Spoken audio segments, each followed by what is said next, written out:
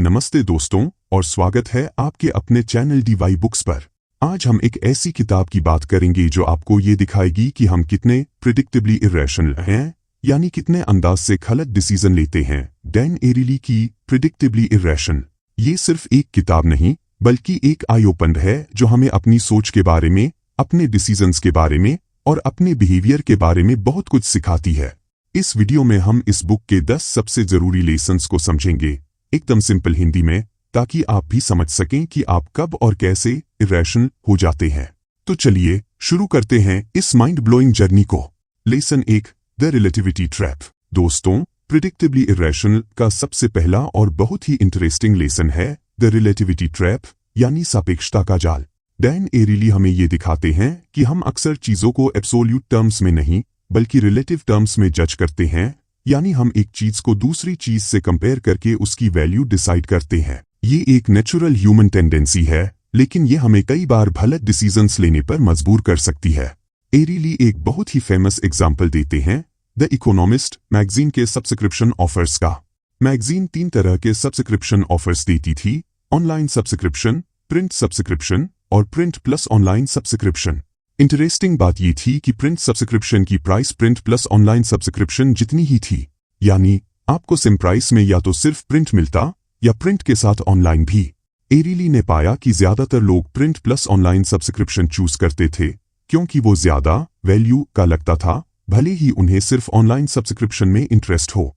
ये relativity trap का एक क्लासिक एग्जाम्पल है। हम एक डिकोय ऑप्शन क्रिएट करके लोगों को एक स्पेसिफिक डिसीजन की तरफ पुश कर सकते हैं।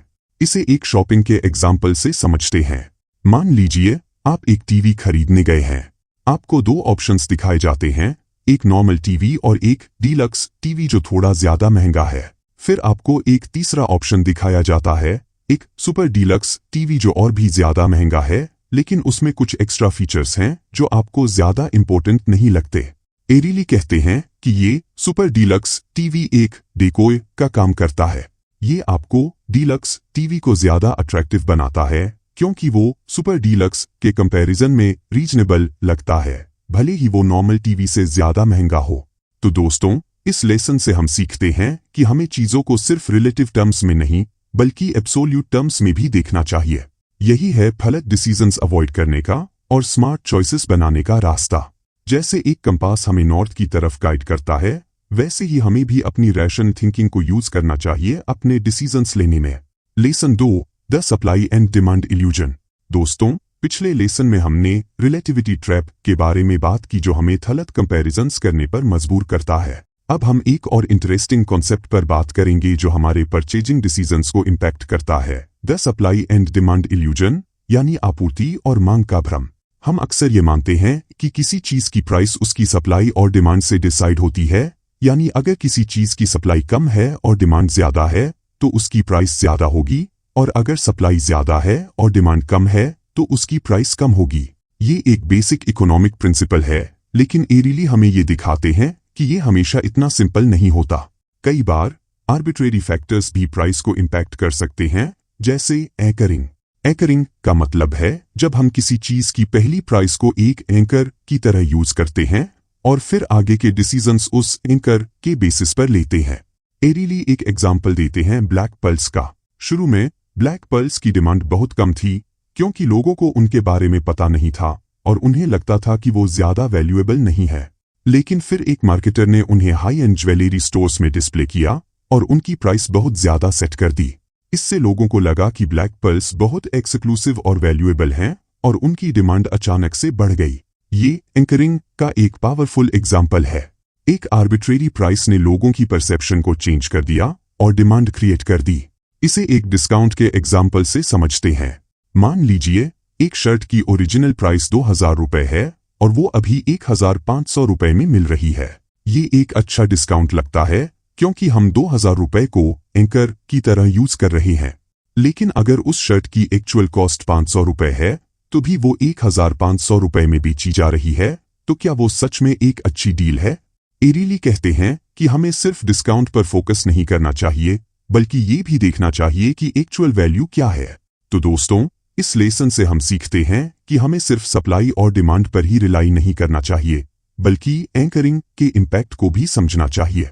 यही है स्मार्ट परचेजिंग डिसीजंस लेने का और इल्यूजन्स में न फंसने का रास्ता। जैसे एक मैग्नेट आयरन को अट्रैक्ट करता है, वैसे ही एंकरिंग हमारे परचेजिंग डिसीजंस को अट्रैक्ट कर सकती है। Lesson 3, the cost of zero cost. दोस्तों, पिछले लेसन में हमने सप्लाई एंड डिमांड इल्यूजन के बारे में बात की जो हमारे प्राइस परसेप्शन को इम्पैक्ट करता है। अब हम एक और इंटरेस्टिंग बिहेवियरल पैटर्न पर बात करेंगे जो हमारे डिसीजंस को इन्फ्लुएंस करता है, the cost of zero cost यानी शून्य लागत की कीमत। डैन एरिली हमें ये दिखाते हैं कि हम फ्री चीजों के लिए एक स्पेशल अट्रैक्शन रखते हैं, यानी जब कोई चीज मुफ्त में मिलती है तो हम उसे लेने के लिए ज्यादा इंक्लाइंड होते हैं, भले ही उसकी एक्चुअल वैल्यू कम हो। एरिली एक एग्जाम्पल देते हैं एक चॉकलेट प्रमोशन का। एक टेबल पर 2 तरह की चॉकलेट्स रखी हुई थी, एक हर्शीज किस जो 1 सेंट में मिल रही थी और एक लिंट ट्रफल जो 15 सेंट में मिल रही थी। ज्यादातर लोगों ने लिंट ट्रफल चूज की क्योंकि वो ज्यादा वैल्यूएबल लगती थी। फिर एरिली ने दोनों चॉकलेट्स की प्राइस 1 सेंट से कम कर दी, यानी हर्शीज किस फ्री हो गई और लिंट ट्रफल 14 सेंट में मिलने लगी। इंटरेस्टिंग बात ये थी कि अब ज्यादातर लोगों ने फ्री हर्शीज किस चूज की, भले ही लिंट ट्रफल अब भी रिलेटिवली चीप थी। ये जीरो कॉस्ट इफेक्ट का एक क्लासिक एग्जाम्पल है। फ्री की साइकोलॉजिकल पावर बहुत स्ट्रांग होती है और ये हमें इर्रेशनल डिसीजंस लेने पर मजबूर कर सकती है। इसे एक ऑनलाइन शॉपिंग के एग्जाम्पल से समझते हैं। मान लीजिए एक वेबसाइट पर आपको 500 रुपए की शॉपिंग पर फ्री शिपिंग मिल रही है। आपको शायद उस टाइम कुछ ऐसी चीजें भी खरीदनी पड़े जिनकी आपको सच में जरूरत नहीं है, सिर्फ फ्री शिपिंग पाने के लिए। ये जीरो कॉस्ट इफेक्ट का एक प्रैक्टिकल एग्जाम्पल है। हम फ्री चीजों के लिए ज्यादा पे करने को भी रेडी हो जाते हैं, भले ही वो वर्थ इट न हो। एरिली कहते हैं कि हमें फ्री की साइकोलॉजी को समझना चाहिए और ये देखना चाहिए कि क्या वो ऑफर सच में हमारे लिए वैल्यूएबल है या नहीं। तो दोस्तों, इस लेसन से हम सीखते हैं कि हमें सिर्फ फ्री के अट्रैक्शन पर ही फोकस नहीं करना चाहिए, बल्कि उस चीज की एक्चुअल वैल्यू को भी कंसीडर करना चाहिए। यही है स्मार्ट चॉइसेस बनाने का और फ्री के ट्रैप में न फंसने का रास्ता। जैसे एक मैग्नेट आयरन फीलिंग्स को अट्रैक्ट करता है, वैसे ही फ्री भी हमारे अटेंशन को अट्रैक्ट करता है और हमें इर्रेशनल डिसीजंस लेने पर मजबूर कर सकता है। Lesson 4, the cost of social norms. दोस्तों, पिछले लेसन में हमने जीरो कॉस्ट इफेक्ट के बारे में बात की जो हमें फ्री चीजों की तरफ अट्रैक्ट करता है। अब हम एक और इम्पोर्टेंट एस्पेक्ट पर बात करेंगे जो हमारे बिहेवियर को इन्फ्लुएंस करता है, the cost of social norms यानी सामाजिक मानदंडों की कीमत। डैन एरिली हमें ये दिखाते हैं कि हमारे बिहेवियर को 2 तरह के नॉर्म्स गाइड करते हैं, मार्केट नॉर्म्स और सोशल नॉर्म्स। मार्केट नॉर्म्स पैसों पर बेस्ड होते हैं, यानी एक्सचेंज, ट्रांजैक्शंस और पेमेंट्स। वहीं सोशल नॉर्म्स रिलेशनशिप्स, केयर और कम्युनिटी पर बेस्ड होते हैं। एरिली एक एग्जाम्पल देते हैं एक डे केयर सेंटर का। डे केयर सेंटर में पेरेंट्स लेट आने पर फाइन देना पड़ता था। शुरू में जब फाइन नहीं था तो कुछ पेरेंट्स लेट आते थे, लेकिन जब फाइन इंट्रोड्यूस किया गया तो लेट आने वाले पेरेंट्स की संख्या बढ़ गई। ये इसलिए हुआ क्योंकि फाइन ने एक सोशल नॉर्म को मार्केट नॉर्म में चेंज कर दिया। पहले लेट आना एक सोशल ब्रीच था, यानी एक गलत बिहेवियर जिसके लिए गिल्ट फील होता था। लेकिन जब फाइन इंट्रोड्यूस किया गया तो ये एक मार्केट ट्रांजैक्शन बन गया, यानी पेरेंट्स फाइन पे करके लेट आने का राइट खरीद लेते थे। इसे एक फ्रेंड की हेल्प के एग्जाम्पल से समझते हैं। मान लीजिए आपका एक फ्रेंड आपको किसी काम में हेल्प करता है। अगर आप उसे थैंक यू कहते हैं तो ये एक सोशल नॉर्म है, लेकिन अगर आप उसे पैसे ऑफर करते हैं तो ये एक मार्केट नॉर्म बन जाएगा और ये शायद आपके फ्रेंडशिप को डैमेज कर सकता है। एरिली कहते हैं कि जब हम सोशल नॉर्म्स को मार्केट नॉर्म्स से रिप्लेस करते हैं तो हम बहुत कुछ खो देते हैं, जैसे ट्रस्ट, लॉयल्टी और कम्युनिटी। सोशल नॉर्म्स हमें एक दूसरे से कनेक्ट करते हैं और हमें एक सेंस ऑफ बिलोंगिंग देते हैं। वहीं मार्केट नॉर्म्स हमें सेल्फिश और इंडिविजुअलिस्टिक बना सकते हैं। तो दोस्तों, इस लेसन से हम सीखते हैं कि हमें सोशल नॉर्म्स की वैल्यू को समझना चाहिए और उन्हें मार्केट नॉर्म्स से रिप्लेस नहीं करना चाहिए। यही है हेल्दी रिलेशनशिप्स बनाने का और एक स्ट्रांग कम्युनिटी क्रिएट करने का रास्ता। जैसे एक फैमिली में लव और केयर सोशल नॉर्म्स होते हैं, वैसे ही एक सोसाइटी में ट्रस्ट और कोऑपरेशन सोशल नॉर्म्स होने चाहिए। Lesson 5, the effect of excitement. दोस्तों, पिछले लेसन में हमने सोशल नॉर्म्स और मार्केट नॉर्म्स के बारे में बात की जो हमारे बिहेवियर को इन्फ्लुएंस करते हैं। अब हम एक और पावरफुल फैक्टर पर बात करेंगे जो हमारे डिसीजंस को इम्पैक्ट करता है, द इफेक्ट ऑफ एक्साइटमेंट यानी उत्तेजना का प्रभाव। डैन एरिली हमें ये दिखाते हैं कि जब हम एक्साइटेड होते हैं तो हम रैशनल थिंकिंग खो देते हैं और हम इंपल्सिव डिसीजंस लेने लगते हैं। एक्साइटमेंट हमें शॉर्ट टर्म गेन्स पर फोकस कराता है और लॉन्ग टर्म कॉन्सिक्वेंसेज को इग्नोर कराता है। एरिली एक एग्जाम्पल देते हैं इमोशनल बाइंग का। जब हम किसी चीज को देखकर बहुत एक्साइटेड हो जाते हैं तो हम उसकी प्राइस, उसकी यूटिलिटी या उसकी नीड पर ज्यादा ध्यान नहीं देते, हम सिर्फ उस मोमेंट के प्लेजर पर फोकस करते हैं। ये एक कार खरीदने, एक नया गैजेट खरीदने या एक वेकेशन प्लान करने में हो सकता है। इसे एक गैम्बलिंग के एग्जाम्पल से समझते हैं। जब कोई गैम्बलिंग कर रहा होता है और जीतता है तो वो बहुत एक्साइटेड हो जाता है और वो ये भूल जाता है कि लॉन्ग रन में उसके हारने के चांसेस ज्यादा हैं। एक्साइटमेंट उसे एक फॉल्स सेंस ऑफ कंट्रोल देता है और उसे ज्यादा रिस्क लेने पर मजबूर करता है। एरिली कहते हैं कि एक्साइटमेंट सिर्फ नेगेटिव डिसीजंस की तरफ ही नहीं ले जाता, बल्कि ये पॉजिटिव डिसीजंस को भी इम्पैक्ट कर सकता है। जब हम किसी चीज के बारे में बहुत पैशनेट होते हैं तो हम ज्यादा हार्ड वर्क करते हैं, ज्यादा क्रिएटिव होते हैं और ज्यादा परसिस्टेंट होते हैं। लेकिन ये समझना जरूरी है कि एक्साइटमेंट को कंट्रोल में रखना चाहिए ताकि ये हमें इरैशनल डिसीजंस की तरफ न ले जाए। तो दोस्तों, इस लेसन से हम सीखते हैं कि हमें अपने इमोशंस को, स्पेशली एक्साइटमेंट को, अवेयर रहना चाहिए और रैशनल थिंकिंग को मेंटेन करना चाहिए। यही है इंपल्सिव डिसीजंस अवॉइड करने का और स्मार्ट चॉइसेस बनाने का रास्ता। जैसे एक ड्राइवर को अपनी स्पीड को कंट्रोल में रखना चाहिए, वैसे ही हमें भी अपने एक्साइटमेंट को कंट्रोल में रखना चाहिए। Lesson 6, the problem of procrastination and self control. दोस्तों, पिछले लेसन में हमने एक्साइटमेंट के इफेक्ट के बारे में बात की जो हमारे डिसीजंस को प्रभावित करता है। अब हम एक और कॉमन ह्यूमन बिहेवियर पर बात करेंगे जो हमारी प्रोडक्टिविटी और सक्सेस को इम्पैक्ट करता है, the problem of procrastination and self control, यानी टालमटोल और आत्मनियंत्रण की समस्या। डैन एरिली हमें ये दिखाते हैं कि हम अक्सर उन कामों को टालते रहते हैं जो अनप्लेजेंट होते हैं, डिफिकल्ट होते हैं या लॉन्ग टर्म बेनिफिट्स देते हैं। हम शॉर्ट टर्म प्लेजर्स को ज्यादा प्रायोरिटी देते हैं, भले ही हमें पता हो कि लॉन्ग रन में ये हमारे लिए हार्मफुल होगा। एरिली एक एग्जाम्पल देते हैं प्रोक्रास्टिनेशन के क्लासिक एग्जाम्पल का, एग्जाम की पढ़ाई टालना। स्टूडेंट्स अक्सर एग्जाम से पहले लास्ट मोमेंट तक पढ़ाई नहीं करते, भले ही उन्हें पता हो कि पहले से पढ़ाई करना ज्यादा बेनिफिशियल होगा। वो शॉर्ट टर्म प्लेजर्स में इंडल्ज करते हैं, जैसे टीवी देखना, सोशल मीडिया यूज करना या फ्रेंड्स के साथ हैंग आउट करना। इसे एक डाइट के एग्जाम्पल से समझते हैं। हम अक्सर अपनी डाइट को मंडे से शुरू करने का प्लान बनाते हैं, लेकिन वीकेंड पर हम अनहेल्दी फूड में इंडल्ज करते हैं, ये जानते हुए भी कि ये हमारी हेल्थ के लिए अच्छा नहीं है। ये प्रेजेंट बायस का एक एग्जाम्पल है, यानी हम प्रेजेंट के प्लेजर्स को फ्यूचर के बेनिफिट्स से ज्यादा वैल्यू देते हैं। एरिली कहते हैं कि सेल्फ कंट्रोल एक लिमिटेड रिसोर्स है, यानी हम एक टाइम पर सिर्फ limited amount of self control use कर सकते हैं। जब हम थक जाते हैं, स्ट्रेस्ड होते हैं या डिस्ट्रैक्टेड होते हैं तो हमारा सेल्फ कंट्रोल कम हो जाता है और हम प्रोक्रास्टिनेट करने लगते हैं। वो कहते हैं कि हमें ऐसे स्ट्रेटेजीज यूज करनी चाहिए जो हमें प्रोक्रास्टिनेशन से बचाए, जैसे डेडलाइंस सेट करना, रिवार्ड सिस्टम क्रिएट करना या डिस्ट्रैक्शंस को मिनिमाइज करना। तो दोस्तों, इस लेसन से हम सीखते हैं कि हमें प्रोक्रास्टिनेशन की साइकोलॉजी को समझना चाहिए और सेल्फ कंट्रोल को इम्प्रूव करने के लिए स्ट्रेटेजीज यूज करनी चाहिए। यही है ज्यादा प्रोडक्टिव बनने का और अपने गोल्स को अचीव करने का रास्ता। जैसे एक एथलीट ट्रेनिंग करके अपनी परफॉर्मेंस को इम्प्रूव करता है, वैसे ही हम भी सेल्फ कंट्रोल प्रैक्टिस करके प्रोक्रास्टिनेशन को ओवरकम कर सकते हैं। Lesson 7, the high price of ownership. दोस्तों, पिछले लेसन में हमने प्रोक्रास्टिनेशन और सेल्फ कंट्रोल की समस्या पर बात की।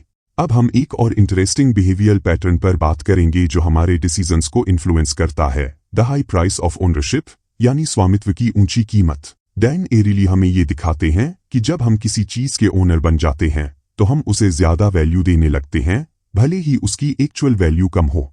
ये एंडोमेंट इफेक्ट कहलाता है, यानी हम अपनी पोजीशंस को ज्यादा इंपॉर्टेंस देते हैं। एरिली एक एग्जाम्पल देते हैं एक बास्केटबॉल टिकट का। जब स्टूडेंट्स को एक लॉटरी के थ्रू बास्केटबॉल टिकट मिलता है तो वो उसे बहुत ज्यादा प्राइस में बेचने को रेडी होते हैं। वहीं जो स्टूडेंट्स लॉटरी में टिकट नहीं जीत पाते, वो उस टिकट को कम प्राइस में खरीदने को रेडी होते हैं। ये इसलिए होता है क्योंकि जिन स्टूडेंट्स को टिकट मिला है वो उसे ओन करते हैं और इसलिए उसे ज्यादा वैल्यू देते हैं। इसे एक ऑनलाइन सेलिंग के एग्जाम्पल से समझते हैं। मान लीजिए आप अपनी कोई पुरानी चीज ऑनलाइन बेच रहे हैं। आप शायद उसे उस प्राइस में बेचना चाहेंगे जो आपको लगता है कि वो डिजर्व करती है, भले ही मार्केट में उसकी प्राइस कम हो। ये ओनरशिप इफेक्ट का एक प्रैक्टिकल एग्जाम्पल है। हम अपनी चीजों से इमोशनली अटैच हो जाते हैं और इसलिए उन्हें ज्यादा वैल्यू देते हैं।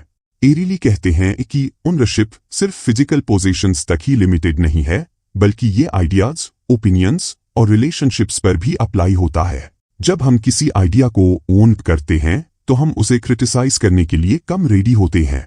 जब हम किसी रिलेशनशिप को ओन करते हैं तो हम उसे छोड़ने के लिए कम रेडी होते हैं, भले ही वो टॉक्सिक हो।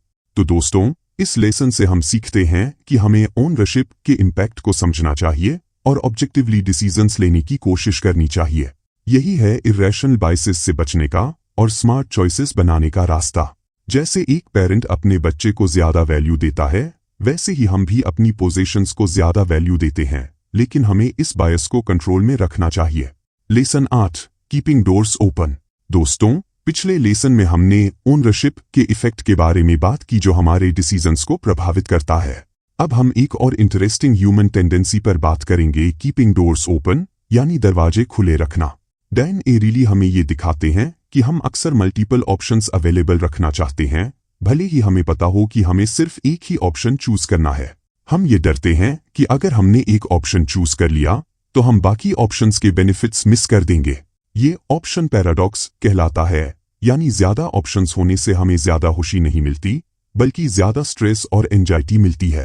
एरिली एक एग्जाम्पल देते हैं एक ऑनलाइन डेटिंग वेबसाइट का।